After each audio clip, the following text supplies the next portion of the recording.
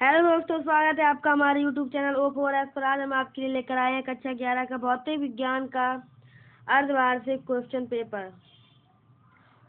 Code देख लीजिए, A/20,000 है। चलिए बिना देरी किए पेपर को शुरुआत करते हैं। और सबसे अच्छी बात इसमें ये कि हम आपके लिए विद सॉल्यूशन की पेपर लेकर आए हैं। तो खंड आ बहुकल्पीय प्रश्न क्वेश्चन नंबर 1 का काम आपको दे रखा है।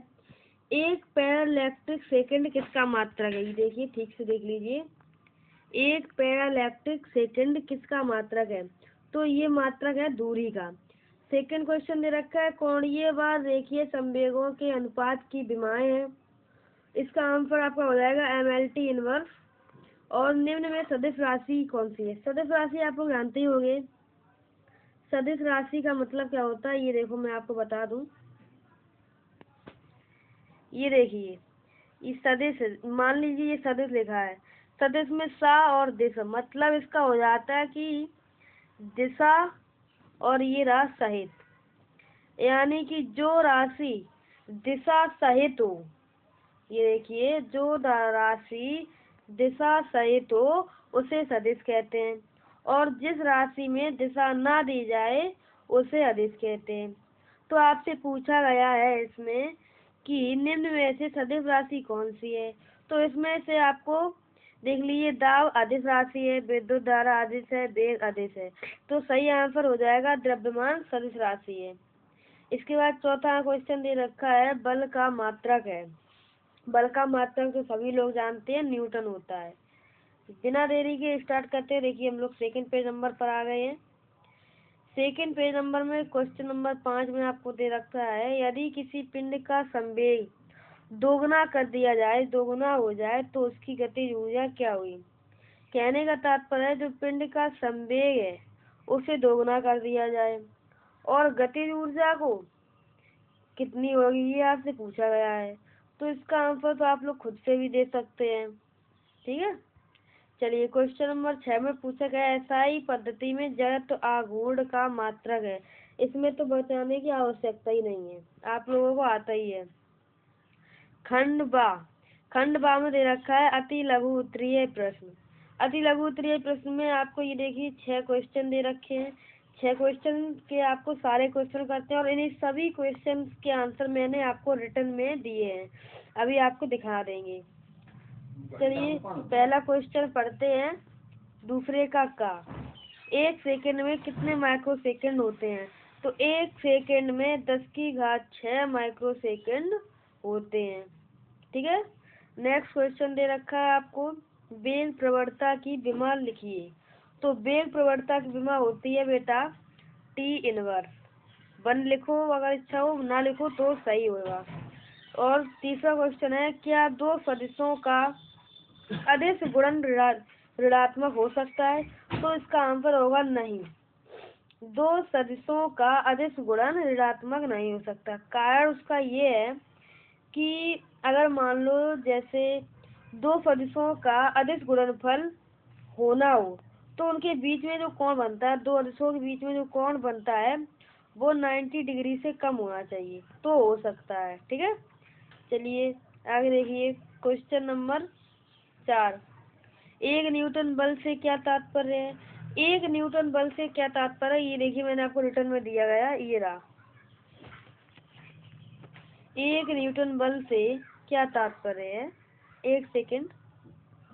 एक न्यूटन बल वह बल होता है जो किलोग्राम द्रव्यमान वाले वस्तु को मीटर प्रति सेकंड की, ई से हटा दीजिए, मीटर प्रति सेकंड की त्वरण को एक्सेलरेशन भी कहते हैं, त्वरण देता है। मतलब एक न्यूटन बल वह बल होता है जो किलोग्राम द्रव्यमान वाले वस्तु को मीटर प्रति सेकंड की त्वरण देता है, ठीक है। चलिए उसके बाद अपना अगला क्वेश्चन देख लेंगे हम लोग। क्वेश्चन नंबर 6 दे रखा है आपको एक अश्व शक्ति को वाट में व्यक्त करना है। तो इसमें तो कुछ करना ही नहीं है। 1 HP बराबर, ये देख लीजिए, 1 HP बराबर होता है 746 वाट। इसमें कुछ करना ही नहीं है, ठीक है। चलिए नेक्स्ट क्वेश्चन दे रखा है आपको ऊर्जा या हम इसे छठवा भी बोल सकते हैं, गुरुत्वीय त्वरण या गुरुत्वाकर्षण नियतांक में संबंध लिखना है। मतलब गुरुत्वीय त्वरण और गुरुत्वाकर्षण नियतांक में आपको संबंध बताना है, वो हमने आपको बताया ही है। लेकिन उससे पहले आपका जो पहले वाला क्वेश्चन था, चलिए गुरुत्वीय त्वरण, ये देखिए आपको दे रखा है गुरुत्वीय त्वरण और गुरुत्वाकर्षण नियतांक के बीच का संबंध न्यूटन के गुरुत्वाकर्षण के नियम से दिया जाता है। ये संबंध देख लीजिए आप लोग, जहाँ पर G, capital G, small G, M, R सभी का मान दे रखा है ये आपको सारे। तो आपको इसमें से कुछ भी नहीं करना, बस इसमें से आंसर आपको देखकर पढ़ना है, ठीक है। यह सूत्र दर्शाता है कि कैपिटल जी और स्मॉल जी पर निर्भर, मतलब स्मॉल जी कैपिटल जी पर निर्भर करता है और साथ ही पृथ्वी के द्रव्यमान त्रिज्या पर भी, ठीक है। चलिए आगे बढ़ते हैं।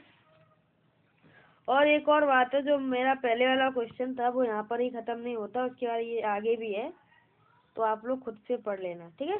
चलिए अब नेक्स्ट क्वेश्चन देख लेते हैं।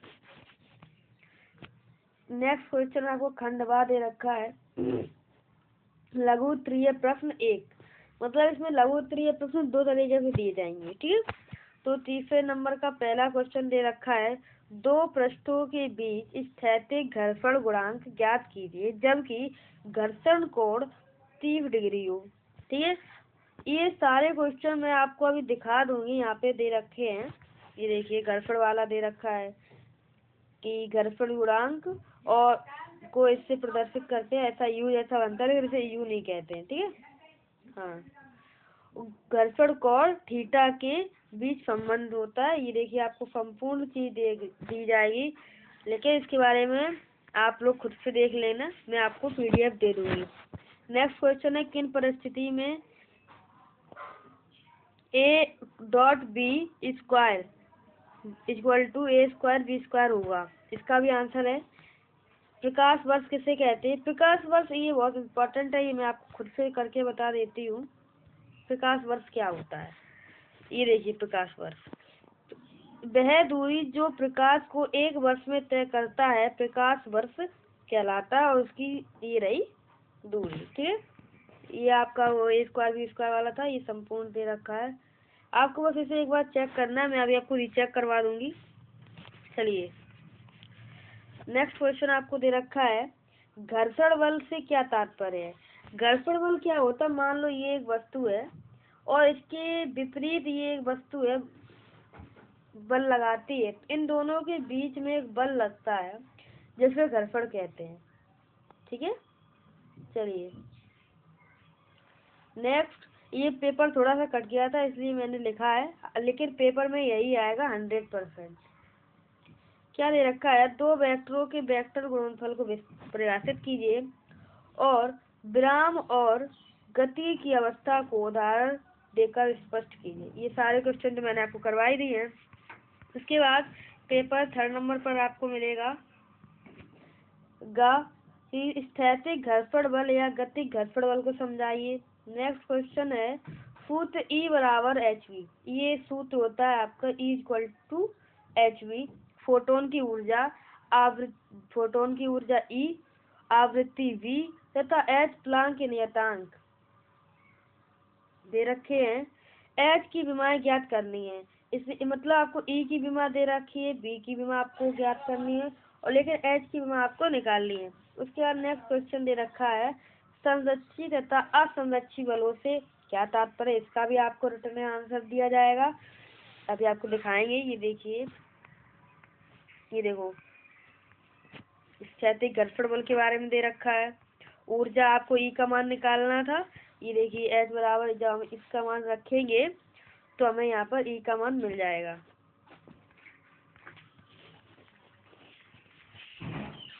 और ये रहा आपका संरक्षी बल।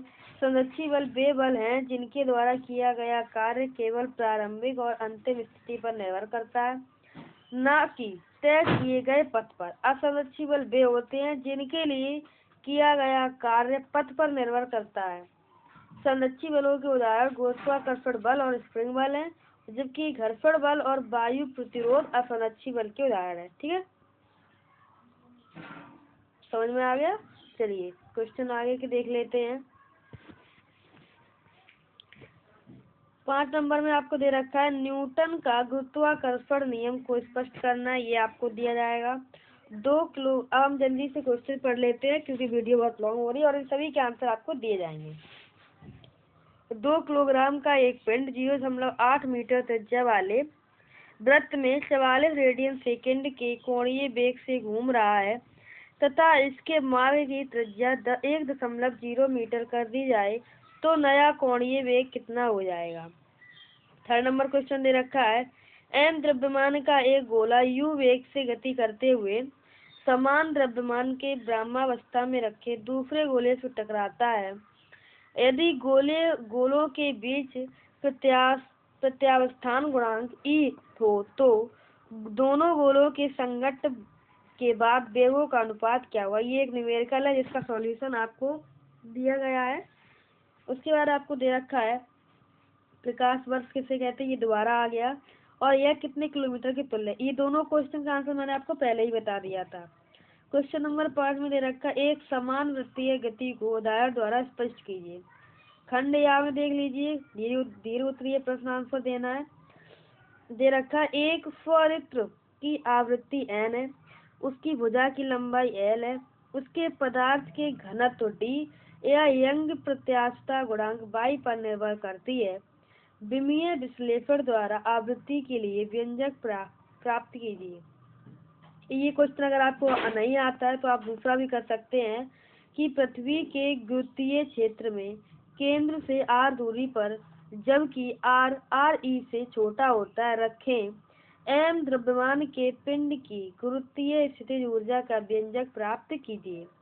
उसके बाद क्वेश्चन नंबर 7 में आपको दे रखा है एक समान छड़ के द्रव्यमान केंद्र के लिए व्यंजक निगमित कीजिए। अगर आपको ये नहीं आता है तो अथवा में आपको एक क्वेश्चन दे रखा है मान लीजिए एक ऐसा ग्रह है जो सूर्य के परितः पृथ्वी की तुलना में 2 गुनी चाल से गति करता है, तब पृथ्वी की कक्षा की तुलना में इसका कक्षीय माप क्या होगा। ठीक है, उसके बाद आपको क्वेश्चन नंबर 4 में देख लीजिए, पेज नंबर 4 क्वेश्चन नंबर 8 संगामी बलों से क्या तात्पर्य है। संगामी बलों के संतुलन की विवेचना कीजिए। अथवा 10 मीटर ऊंची मीनार की चोटी से एक गेंद 36 से 30 डिग्री के कोण पर ऊपर की ओर से किस वेग से फेंकी जाए कि गेंद मीनार के आधार के 17.3 मीटर की दूरी पर जाकर पृथ्वी से टकराए। 9 नंबर क्वेश्चन में दे रखा है कार्य ऊर्जा प्रमेय का कथन लिखिए, इसे सिद्ध कीजिए। अथवा पृथ्वी के समीप परिक्रमा कर रहे उपग्रह की बंधन ऊर्जा का सूत्र प्राप्त कीजिए। तो यहीं पर आपका क्वेश्चन पेपर खत्म होता है और अब आपको मैं सॉल्यूशन दिखा देती हूँ। ये देखिए, सबसे पहले न्यूटन वाला क्वेश्चन है, ये यहाँ तक होगा। उसके बाद संबंध वाला क्वेश्चन है, मैंने कलर अलग अलग कर दिए ताकि आपको समझ में आ जाए क्वेश्चन कहाँ पर खत्म है। ठीक है, ये देखिए, और इसके बाद ये रहे क्वेश्चन आपके।